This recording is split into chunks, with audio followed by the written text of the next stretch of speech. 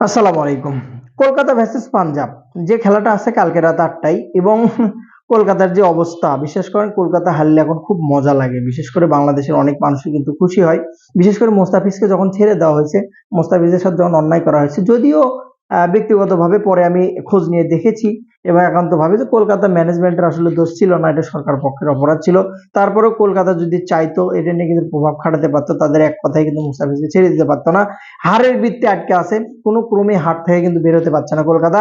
যেখানে আপনি bowling side বলেন, ব্যাটিং সাইড বলেন, ফিল্ডিং সাইড বলেন টোটালি কোনোভাবে কিন্তু আগাতে পারছে না। অপরপক্ষে পাঞ্জাবের কথা যদি পাঞ্জাব মোটামুটি উঠছে, মাই ফেভারিট টিম।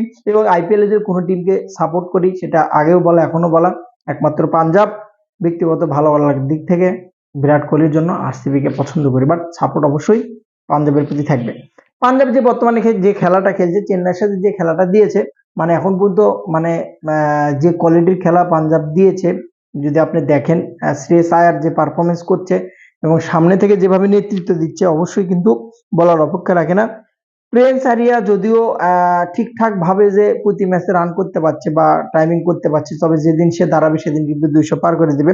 কর্নালির কথা স্পেশালি বলতে হবে। কর্নালি যেভাবে ম্যাচটা প্রথম যে ম্যাচটা যেভাবে জিতাইছে সামনে থেকে নেতৃত্ব দিয়ে ৭২ রানের ইনিংস, ৫টা ছক্কা দেখার মতো ছিল। শ্রেয়স আয়ার দুর্দান্ত ফর্মে আছে, কিন্তু দুর্দান্ত ফর্মে আছে এবং শ্রেয়স আয়ার উপর নির্ভর করে হয়তোবা এবার যতটুকু খেলার কৌশল, যদিও অনেকগুলো টিম আগেই বলাটা উচিত না, আমি আশা করছি অবশ্যই পাঞ্জাব আবারও যে ২৫ সালের মতো আবারও হয়তো ফাইনাল বা এরকম রিসে কিন্তু চলে যাবে, যতটুকু বোঝা যাচ্ছে।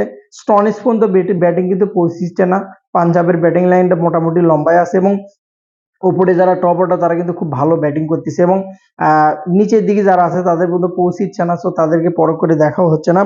আপনি যদি জনসনের কথা যদি বলেন, স্টনিসের কথা যদি বলেন, তারা কিন্তু ব্যাটিং এ নামার এখন সুযোগ পায় নাই। উপরে প্রিন্স আরিয়া এবং কর্নলি এবং শ্রেয়স আয়ার যে যদি দেখেন তাদের কাছে কিন্তু ব্যাটিংটা মোটামুটি আগে কিন্তু তারা শেষ করে দিচ্ছে।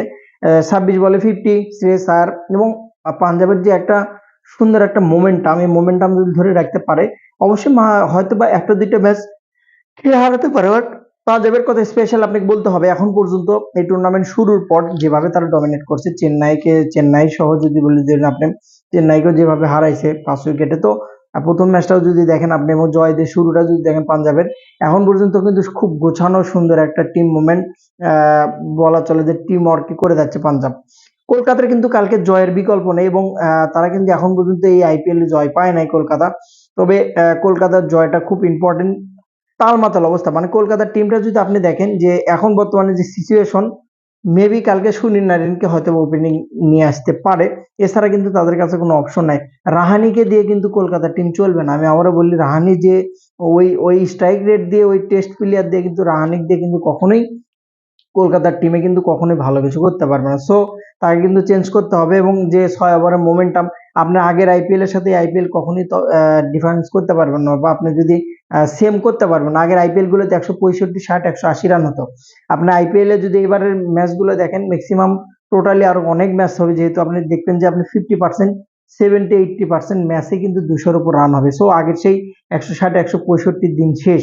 ১৬৫, ১৬০ কিন্তু রাজস্থান সেদিন ১৩০ কি ৩৫ মেবি হবে, ১২ ওভারে করে ফেলেছে। সো টিমের কিন্তু গভীরতা অনেক, প্রত্যেকটা টিমই অনেক স্ট্রং আইপিএল এ এবং তারা কিন্তু পাওয়ার হিটিংটা সেভাবে জানে, পিচের কন্ডিশনও কিন্তু সেভাবে। সো ১৬৫, ৬০ রান দিয়ে কিন্তু কোনো কাজ হবে না 100%। আমি বলি সেটা হচ্ছে যে কালকে যদি কলকাতাকে জিততে হয়, মুজারিবানি দিয়ে কিন্তু ৪ উইকেট পাইলেও মুজারিবানি মুস্তাফিজের সাথে তুলনা করা হয়, আরো ১০ বছর খেলতে হবে মুজারিবানিকে, তারপরে মুস্তাফিজের কোয়ালিটিতে আসতে পারবে। তার আগে কিন্তু সম্ভব না। আমি কিন্তু মুজারিবানিকে কিন্তু ছোট করছি না।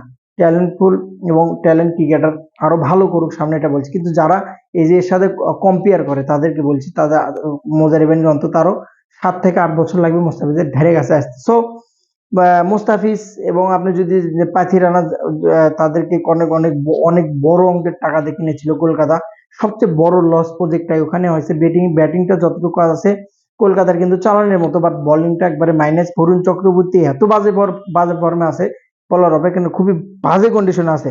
অ্যালেনের কথা যদি বলেন, না ইম্প্যাক্ট নামে এক ওভারে ভাই ওই ৭ বলে ২৮ রান করে পরবর্তীতে ১৬৫-তে আটকে যাওয়া টিম, ওই ২৮ রানের কোনো দাম নাই। গ্রিন ভালো করতে পারছে না, পারফরমেন্স নেই। মুজারিবানি ৪ উইকেট নিয়েছে যদিও পাবে। কালকে যদি কলকাতাকে জিততে হয় 100% কিন্তু তাদেরকে আমি মনে করি যে সুনীল নারিনকে ওপেনিং দেওয়া উচিত। সুনীল নারিন ওপেনিংয়ে দিলে ভালো একটা মোমেন্টাম যদি টিমে নিয়ে এসে দিতে পারে, পরবর্তীতে ম্যাচগুলো তাদের জন্য কিন্তু সহজ হবে। তবে পাঞ্জাব এবং কলকাতার মধ্যে যদি আমি কম্পেয়ার করি, কথা বলি, অবশ্যই অবশ্যই অবশ্যই পাঞ্জাব এগিয়ে থাকবে আমি মনে করি 100%। আমি চাই পাঞ্জাব জিতুক, কলকাতা বারবার হারে যাক, বারবার হেরে যাক, বারবার হেরে যাক। অবশ্যই পাঞ্জাব স্পেশাল কিছু দিয়ে, স্পেশাল কোয়ালিটি তাদের ভেতরে আছে জিতার মতো, এবং যেভাবে টিম ওয়ার্ক করছে তাতে করে মেবি কালকের ম্যাচটাও পাঞ্জাব জিতবে। ভালো থাকুন।